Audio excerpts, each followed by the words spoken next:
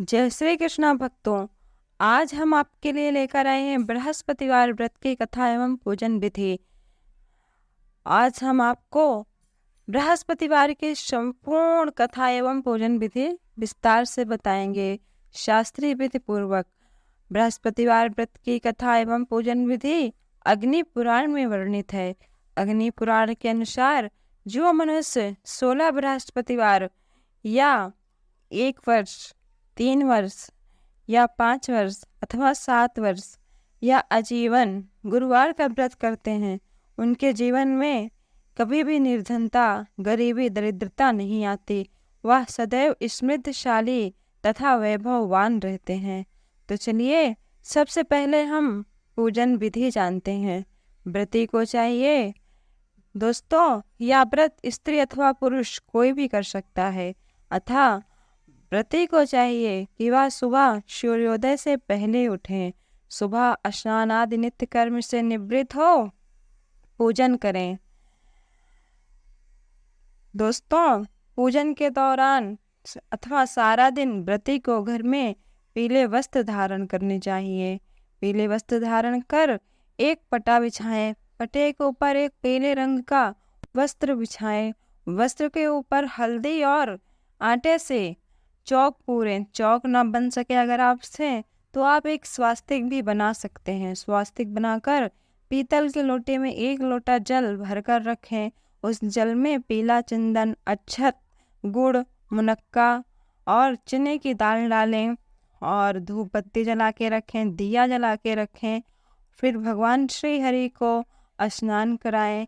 उनको स्नान करा के विधिवत वस्त्र पहनाएं। वस्त्र पहनाकर उनको चंदन से कुमकुम लगा के अक्षत, फूल, माला, धूप, दीप नैवेद्य से उनका पूजन करें।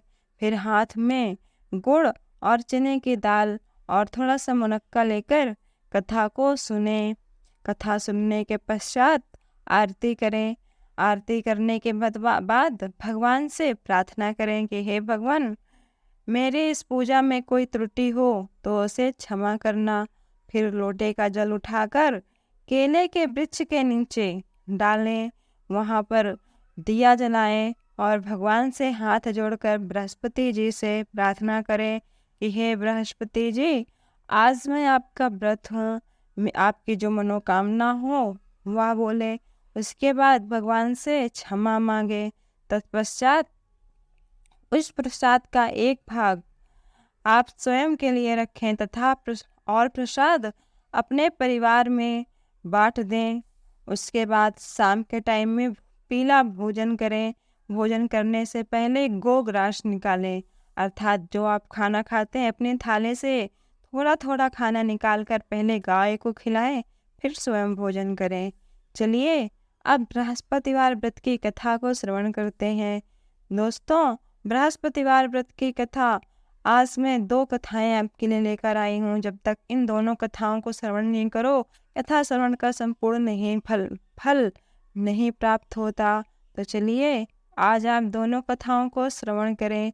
एक बार प्रेम से बोलिए बृहस्पति भगवान की जय, विष्णु भगवान की जय, लक्ष्मी मैया की जय। अथ श्री बृहस्पतिवार व्रत कथा। प्राचीन काल में भारतवर्ष में एक प्रतापी और दानी राजा राज्य करता था।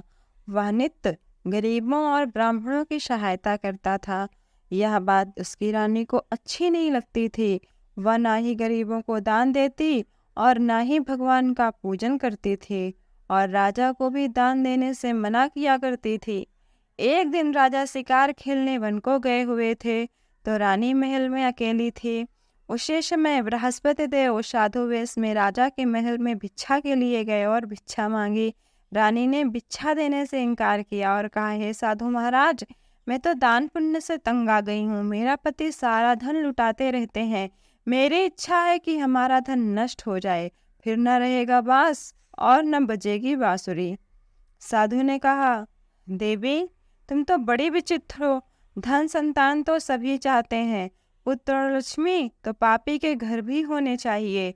यदि तुम्हारे पास अधिक धन है तो भूखों को भोजन दो, प्यासों के लिए प्याऊ बनवाओ, मुसाफिरों के लिए धर्मशालाएं खुलवाओ। जो निर्धन अपनी कन्याओं का विवाह नहीं कर सकते उनका विवाह करा दो। ऐसे और कई काम हैं जिनके करने से तुम्हारा यश लोक और परलोक में फैलेगा। परंतु रानी पर उपदेश का कोई प्रभाव न पड़ा। वह बोली, महाराज, आप मुझे कुछ ना समझाएं। मैं ऐसा धन नहीं चाहती जो हर जगह बांटती फिरूं। साधु ने उत्तर दिया, यदि तुम्हारी ऐसा इच्छा है तो तथास्तु। तुम ऐसा करना कि 7 बृहस्पतिवार को घर लीपना, पीली मिट्टी से अपना सिर धोकर स्नान करना, भट्ठी चढ़ाकर अथवा गर्म पानी करके अपने कपड़े अच्छे से धोना। ऐसा करना तो तुम्हारा सारा धन नष्ट हो जाएगा। इतना कहकर साधु महाराज वहां से अंतर ध्यान हो गए। साधु के अनुसार कही हुई बातों को पूरा करते हुए रानी को केवल 3 बृहस्पतिवार ही बीते थे कि उनका समस्त धन संपत्ति नष्ट हो गया। भोजन के लिए राजा रानी दोनों तरसने लगे। एक दिन राजा ने रानी से बोला कि हे रानी, तुम यहीं रहो, मैं दूसरे देश को जाता हूँ, क्योंकि यहाँ पर मुझे सभी जानते हैं, इसलिए मैं यहाँ पे कोई छोटा कार्य कर नहीं सकता। ऐसा कहकर राजा परदेश चला गया। वहां वह जंगल से लकड़ी काट कर लाता और शहर में बेचता। इस तरह वह अपना जीवन व्यतीत करने लगा। इधर राजा के परदेश जाते ही रानी और दासी दुखी रहने लगी। एक बार जब रानी और दासी को 7 दिन तक बिना भोजन के रहना पड़ा तो रानी ने अपनी दासी से कहा, हे दासी, पासी के नगर में मेरी बहन रहती है, वह बड़ी धनवान है, तो उसके पास जा और कुछ ले आ ताकि थोड़ा बहुत गुजर बसर हो जाए। दासी रानी के बहन के पास गई। उस दिन गुरुवार था और रानी की बहन उस समय बृहस्पतिवार व्रत की कथा सुन रही थी। दासी ने रानी को अपनी बहन का संदेश दिया। रानी की बहन ने कोई उत्तर नहीं दिया क्योंकि वह भगवान बृहस्पति देव की कथा को सुन रही थी। जब रानी की बहन से कोई उत्तर नहीं मिला तो वह दासी बहुत दुखी हुई और उससे क्रोध भी आया। दासी ने वापस आकर रानी को सारी बातें बता दी। सुनकर रानी ने अपने भाग्य को ही कोसा। उधर रानी की बहन की जब पूजा हो गई तो वह उसने सोचा कि मेरी बहन की दासी आई थी और मैंने उनसे बोला नहीं, इससे वह बहुत दुखी हुई होगी। कथा सुनकर और पूजन समाप्त करके प्रसाद लेकर वह अपने बहन के घर आई और कहने लगी, हे बहन, मैं बृहस्पतिवार का व्रत का कथा कर रही थी, तुम्हारी दासी मेरे घर आई थी, परंतु जब तक कथा होती है तब तक तो ना उठते हैं और ना ही बोलते हैं, इसलिए मैं नहीं बोली। कहो दासी क्यों गई थी? रानी बोली, बहन, तुमसे क्या छिपाऊं, हमारे घर में खाने तक को अनाज नहीं है। ऐसा कहते कहते रानी की आंखों में आंसू आ गया। उसने दासी समेत पिछले 7 दिनों से भूखे रहने तक की बात अपनी बहन को विस्तार पूर्वक सुना दी। रानी की बहन बोली, देखो बहन, भगवान बृहस्पति देव सबकी मनोकामना पूर्ण करते हैं। देखो, शायद तुम्हारे घर में अनाज रखा हो। पहले तो रानी को विश्वास नहीं हुआ, पर बहन के आग्रह करने पर उसने अपनी दासी को अंदर भेजा तो उसे सचमुच अनाज से भरा एक घड़ा मिल गया। यह देखकर दासी को बड़ी हैरानी हुई। दासी रानी से कहने लगी, हे रानी, जब हमको भोजन नहीं मिलता तो हम व्रत ही तो करते हैं, इसलिए क्यों ना इनसे और व्रत की कथा और पूजन विधि भी पूछ लिया जाए ताकि हम भी व्रत कर सकें। तब रानी ने अपनी बहन से बृहस्पतिवार व्रत की कथा पूछी। उनकी बहन ने बताया, बृहस्पतिवार के व्रत में चने की दाल और मुनक्का से भगवान विष्णु का पूजन करें, उसके पश्चात केले के जड़ का भी पूजन करें तथा दिया जलाएं, व्रत कथा सुने और पीला भोजन ही करें। इससे बृहस्पतिवार के दिन पीला वस्त्र धारण करें, ऐसा करने से भगवान बृहस्पति देव प्रसन्न होंगे। व्रत और पूजन विधि बताकर रानी की बहन अपने घर को लौट गई। 7 दिन बाद जब गुरुवार आया तो रानी और दासी ने व्रत रखा।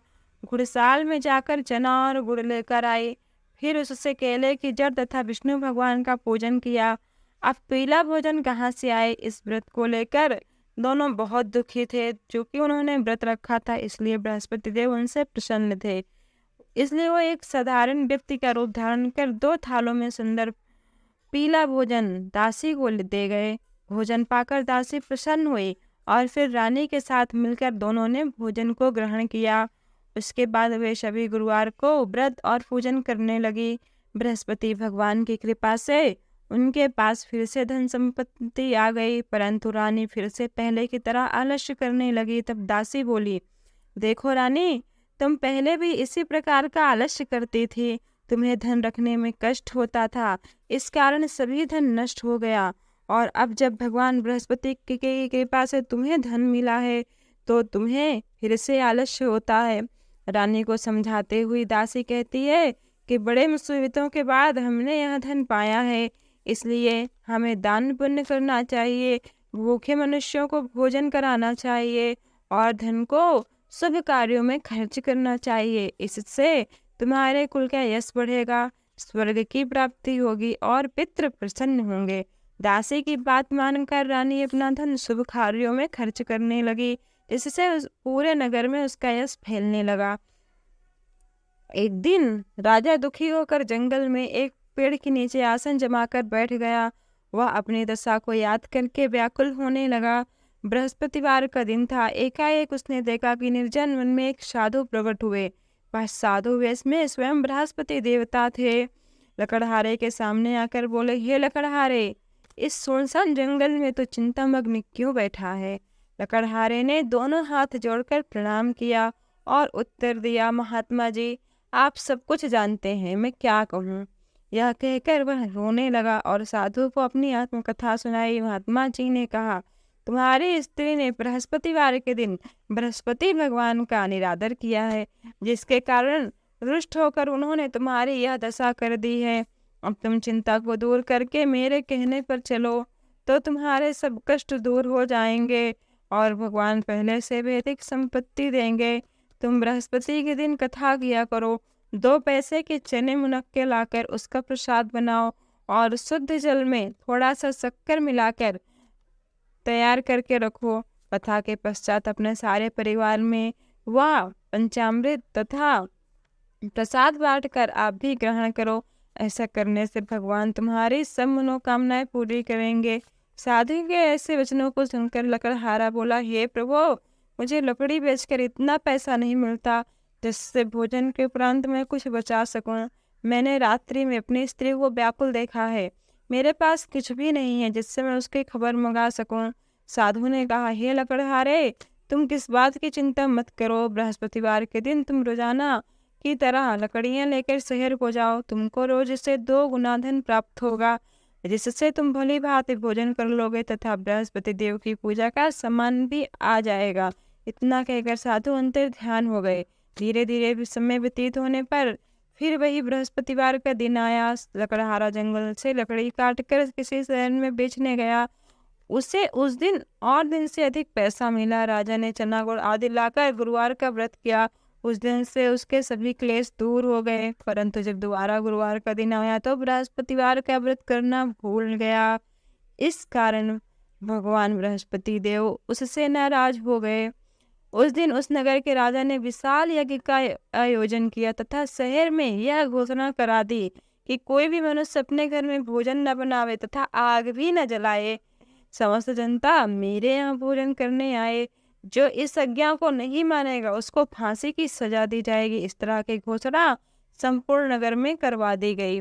राजा की आज्ञानुसार शहर के सभी लोग भोजन करने गए, लेकिन लकड़हारा कुछ देर से पहुंचा। इसलिए राजा उसको अपने साथ घर ले गए और ले जाकर भोजन करा रहे थे तो रानी की दृष्टि उसी खूंटी पर पड़ी जिस पर उसका हार लटका हुआ था। वह वहां पर दिखाई न दिया। रानी ने निश्चय किया कि मेरा हार इसी मनुष्य ने चुरा लिया है। उस समय सिपाहियों को बुलाकर उसको कारागार में डलवा दिया। जब लकड़हारा कारागार में पड़ गया और बहुत दुखी होकर विचार करने लगा कि न जाने कौन से पूर्व जन्म के कर्म से मेरी यह गति हुई है, और उसी साधु को याद करने लगा जो जंगल में मिला था। उसी समय तत्काल बृहस्पति देव साधु के रूप में प्रकट हुए और उसकी दशा को देखकर कहने लगे, अरे मूर्ख, तूने बृहस्पति देव की कथा नहीं करी, इसी कारण तुझे यह दुख प्राप्त हुआ है। अब तो चिंता मत कर, बृहस्पतिवार के दिन कारागार के दरवाजे पर तुझे 4 पैसे पड़े मिलेंगे, उनसे तू बृहस्पति देव की पूजा करना, तेरे सभी कष्ट दूर हो जाएंगे। बृहस्पतिवार के दिन उसे 4 पैसे मिले। लकड़हारे ने कथा कही। उसी रात्रि को भगवान बृहस्पति देव ने उस नगर के राजा को स्वप्न में कहा, हे राजा, तुमने जिस आदमी को कारागार में बंद कर दिया है वह निर्दोष है, वह राजा है, उसे छोड़ देना। रानी का हार उसी खूंटी पर लटका है, अगर तू ऐसा नहीं करेगा तो मैं तेरे राज्य को नष्ट कर दूंगा। इस तरह रात्रि के स्वप्न को देखकर राजा प्रातःकाल उठा और खूंटी पर हार देखकर लकड़हारे को बुलाकर क्षमा मांगी तथा लकड़हारे को योग सुंदर वस्त्र आभूषण देकर विदा कर दिया। बृहस्पति देव की आज्ञा अनुसार लकड़हारा अपने नगर को चल दिया। और ये लकड़हारा जब अपने नगर के निकट पहुंचा तो उसे नगर में पहले से अधिक बाग, तालाब, कुएं, पौली आदि दिखाई दिए तो उसके आश्चर्य की सीमा न हुई। वह राजा ने सबसे पूछा कि यह किसकी बाग और धर्मशाला है। तब नगर के सब लोग कहने लगे, यह सब रानी और बांदी के हैं। तो राजा को आश्चर्य हुआ और गुस्सा भी आया। जब रानी ने यह खबर सुनी कि राजा आ रहे हैं तो उन्होंने बांदी से कहा, हे दासी, देख, राजा हमको कितनी बुरी हालत में छोड़ गए थे, हमारी ऐसी हालत देखकर वह लौट न जाए, इसलिए तो दरवाजे पर खड़ी हो जा। आज्ञानुसार दासी दरवाजे पर खड़ी हो गई। राजा आए तो उन्हें अपने साथ लिवा लेकर गई। तब राजा ने क्रोध करके अपनी रानी से पूछा कि यह धन तुम्हें कैसे प्राप्त हुआ है। तब उन्होंने कहा, यह धन हमें बृहस्पति देव के इस व्रत के प्रभाव से प्राप्त हुआ है। राजा ने निश्चय किया कि 7 रोज बाद तो सभी बृहस्पति देव का पूजन करते हैं, परंतु मैं प्रतिदिन दिन में 3 बार कहानी तथा रोज व्रत किया करूंगा। अब हर समय राजा के दुपट्टे में चने की दाल बंधी रहती तथा दिन में 3 बार कहानी कहता। एक रोज राजा ने विचार किया कि चलो अपनी बहन के यहाँ हो आवे। इस तरह निश्चय कर राजा घोड़े पर सवार हो अपनी बहन के यहाँ को चलने लगा। मार्ग में उसने देखा कि कुछ आदमी एक मुर्दे को लिए जा रहे हैं। उन्हें रोककर राजा कहने लगा, अरे भाइयों, मेरे बृहस्पति देव की कथा सुन लो। वो बोले, लो, हमारा आदमी मर गया है, इसको अपनी कथा की पड़ी है। परंतु कुछ सज्जन आदमी बोले, अच्छा कहो, हम तुम्हारी कथा भी सुनेंगे। राजा ने दाल निकाली और जब कथा आधी हुई ही थी कि मुर्दा हिलने लगा, और जब कथा समाप्त हो गई तो राम राम करके मनुष्य उठकर खड़ा हो गया। आगे मार्ग में उसे एक किसान खेत में हल चलाता मिला। राजा ने उसे देखा और उससे बोला, अरे भैया, तुम मेरे बृहस्पतिवार की कथा सुन लो। किसान बोला, जब तक मैं तेरी कथा सुनूंगा तब तक 4 रैया खेत जोत लूंगा, जा अपनी कथा किसी और को सुनाना। इस तरह राजा आगे चलने लगा। राजा के हटते ही बैल पछाड़ खाकर गिर गए तथा किसान के पेट में बड़ी जोर का दर्द होने लगा। उसी समय उसकी माँ रोटी लेकर आई। उसने जब यह देखा तो अपने पुत्र से सब हाल पूछा और बेटे ने सभी हाल कह दिया। तो बुढ़िया दौड़ी दौड़ी उस घुड़सवार के पास गई और उससे बोला कि मैं तेरी कथा सुनूंगी, तो अपनी कथा मेरे खेत पर चलकर ही कहना। राजा ने बुढ़िया के खेत पर जाकर कथा कही, जिसके सुनते ही वह बैल उठकर खड़े हो गए तथा किसान के पेट के दर्द भी बंद हो गया। राजा अपनी बहन के घर पहुंचा। बहन ने भाई की खूब मेहमानी की।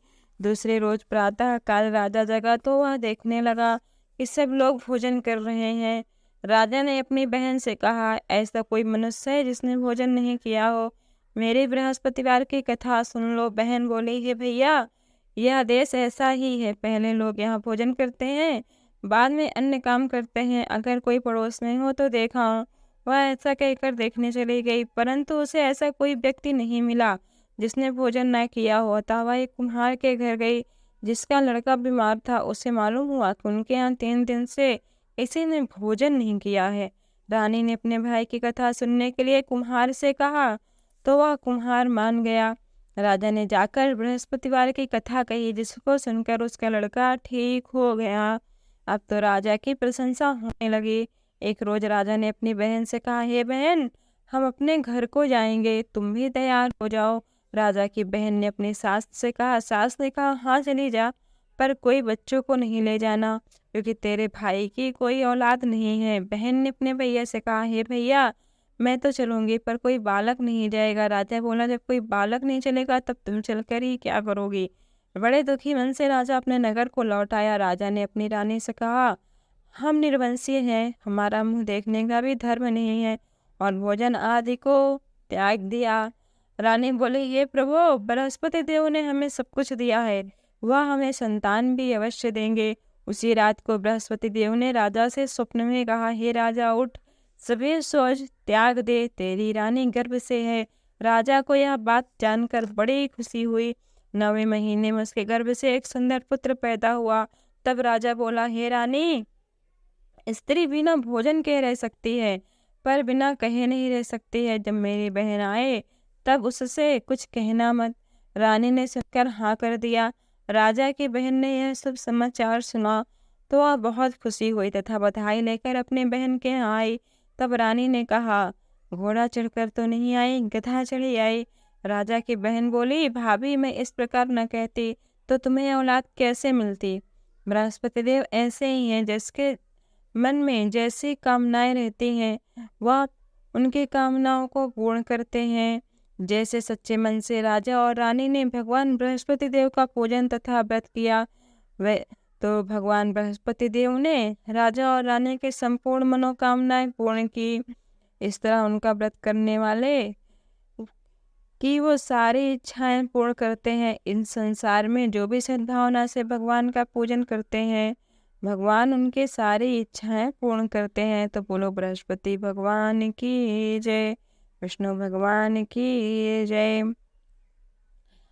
बृहस्पति देव की कथा। प्राचीन काल में एक ब्राह्मण रहता था। वह बहुत निर्धन था, उसके कोई संतान नहीं थी। उसकी स्त्री बहुत मलिनता के साथ रहते थे। वह स्नान न करते, किसी देवता का पूजन भी नहीं करते थे। इससे ब्राह्मण देवता बड़े दुखी थे। बेचारे उसे बहुत कुछ समझाते थे, परंतु उसका कुछ परिणाम न निकला। भगवान की कृपा से ब्राह्मण की स्त्री के कन्या रूपी रत्न पैदा हुई। कन्या बड़ी होने पर प्रातःकाल स्नान करके विष्णु भगवान का जाप व बृहस्पतिवार का व्रत करने लगी। अपने पूजन पाठ को समाप्त करके विद्यालय जाते तो अपनी मुट्ठी में जौ भर कर ले जाते थे और पाठशाला के मार्ग में डालती जाते। तब ये जौ स्वर्ण के हो जाते हैं। लौटते समय उनको बीन कर घर ले आते थे। एक दिन जब वह बालिका सूप में सोने के जौ को साफ कर रही थी तो उसके पिता ने देख लिया और कहा, हे बेटी, सोने के जौ के लिए सोने का सूप भी होना चाहिए। दूसरे दिन बृहस्पतिवार था। इस कन्या ने व्रत रखा और बृहस्पति देव से प्रार्थना करके कहा, मैंने आपकी पूजा सच्चे मन से की हो तो मेरे लिए सोने का सूप दे दो। बृहस्पति देव ने उसकी प्रार्थना स्वीकार कर ली। रोजाना की तरह वह कन्या जौ फैलाती हुई जाने लगी। तब जब लौट कर जौ बीन रही थी तो उसके सोने का सूप मिल गया। उसे वह घर ले आई और उसमें जौ साफ करने लगी, परंतु इसकी माँ का वही ढंग रहा। एक दिन की बात है, वह कन्या सोने के सूप में जौ साफ कर रही थी। उसी समय उस शहर का राजपुत्र वहां से होकर निकला। इस कन्या के रूप और कार्य को देखकर मोहित हो गया तथा अपने घर आकर भोजन तथा जल त्याग कर उदास होकर लेट गया। राजा को इस बात का पता लगा तो अपने प्रधानमंत्री के साथ उसके पास गए और बोले, हे बेटा, तुम्हें किस बात का कष्ट है? किसी ने तुम्हारा अपमान किया है अथवा और कोई कारण हो? मैं तुम्हारी प्रसन्नता के लिए वही कार्य करूंगा। अपने पिता की राजकुमार ने बातें सुनी तो वह बोला, मुझे आपकी कृपा से किसी बात का दुख नहीं है और ना ही किसी ने मेरा अपमान किया है, परंतु मैं उसी के लड़की से विवाह करना चाहता हूँ जो सोने के सूप में सोने के जौ साफ कर रही थी। यह सुनकर राजा आश्चर्य में पड़ा और बोला, हे बेटा, इस तरह की कन्या का पता तुम ही लगाओ, मैं उसके साथ तेरा विवाह अवश्य ही करा दूंगा। राजकुमार ने इस लड़की के घर का पता बतलाया। तब मंत्री उस लड़की के घर गए और ब्राह्मण देवता को सभी हाल बतलाया। ब्राह्मण देवता राजकुमार के साथ अपनी कन्या का विवाह करने के लिए तैयार हो गए तथा विधि विधान के अनुसार ब्राह्मण की कन्या का विवाह राजकुमार के साथ हो गया। कन्या के घर में जाते ही पहले की भांति उस ब्राह्मण देवता के घर में गरीबी का निवास हो गया। अब भोजन के लिए भी अन्न बड़ी मुश्किल से मिलता था। एक दिन दुखी होकर ब्राह्मण देवता अपनी पुत्री के पास गए। बेटी ने पिता उनकी दुखी अवस्था को देख अपनी माँ का हाल पूछा। तब ब्राह्मण ने सभी हाल कहा। कन्या ने बहुत सा धन देकर अपने पिता को विदा कर दिया। इस तरह ब्राह्मण का कुछ समय सुखपूर्वक व्यतीत हुआ। कुछ दिन बाद फिर वही हाल हो गया। ब्राह्मण फिर अपनी कन्या के यहाँ गया और सभी हाल कहा तो उसकी लड़की बोली, हे पिताजी, आप माताजी को यहाँ लिवा लाओ, मैं उसे ऐसी विधि बता दूंगी जिससे सारी गरीबी दूर हो जाए। तब वह ब्राह्मण देवता अपनी स्त्री को लेकर पहुंचे और अपनी माँ को समझाने लगे, हे माँ, तुम प्रातः काल उठकर प्रथम स्नान आदि करके विष्णु भगवान का पूजन करो तो सब दरिद्रता घर से दूर हो जाएगी। परंतु उसकी माँ ने एक भी बात नहीं मानी और प्रातः काल उठकर अपनी पुत्री के बच्चों का जूठन खा लिया। इससे उसकी पुत्री को भी बहुत गुस्सा आया और उसने एक रात को कोठरी से सभी सामान बाहर निकालकर उसमें अपनी माँ को बंद कर दिया। प्रातः काल उसे निकाला तथा स्नान आदि करा के पाठ कराया तो उसकी माँ की बुद्धि निर्मल हो गई। तब से वह प्रत्येक बृहस्पतिवार को व्रत रखने लगी। इसके प्रभाव से उसके माँ बाप बहुत ही धनवान और पुत्रवान हो गए और बृहस्पति देव के प्रभाव से इस लोक में सुख भोग कर अंत में स्वर्ग को प्राप्त हुए। जय बोलो बृहस्पति देव की जय, बोलो विष्णु भगवान की जय। ओम जय बृहस्पति देवा, स्वामी जय बृहस्पति देवा। छिन छिन भोग लगाऊं, छिन छिन भोग लगाऊं, कदली फल मेवा। ओम जय बृहस्पति देवा। तुम्हें पूर्ण परमात्मा, तुम्हें अंतर्यामी, स्वामी तुम्हें अंतर्यामी। जगत पिता जगदीश्वर, जगत पिता जगदीश्वर, तुम्हें सबके स्वामी। ओम जय बृहस्पति देवा। चरणामृत निज निर्मल, सब पातक हरता, स्वामी सब पातक हरता। सकल मनोरथ दायक, सकल मनोरथ दायक, कृपा करो भरता। ओम जय बृहस्पति देवा। तन मन धन अर्पण कर, जो जन शरण पड़े, स्वामी जो जन शरण पड़े। प्रभु प्रगट तब हो कर, प्रभु प्रगट तब हो कर, आकर द्वार खड़े। ओम जय बृहस्पति देवा। दीन दयाल दयानिधि, भक्तन हितकारी, स्वामी भक्तन हितकारी।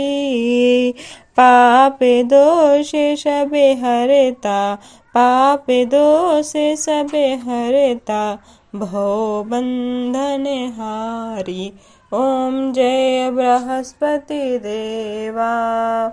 सकल मनोरथ दायक, सब संशय टारो, स्वामी सब संशय टारो। विषय विकार मिटाओ, विषय विकार मिटाओ, संतन हितकारी। ओम जय बृहस्पति देवा। जो कोई आरती तेरी प्रेम सहित गावे, स्वामी प्रेम सहित गावे। जेठानंद आनंद कर, सो निश्चय फल पावे। ओम जय बृहस्पति देवा। जय बृहस्पति देवा, स्वामी जय बृहस्पति देवा। छिन छिन भोग लगाऊं, कदली फल मेवा। ओम जय बृहस्पति देवा।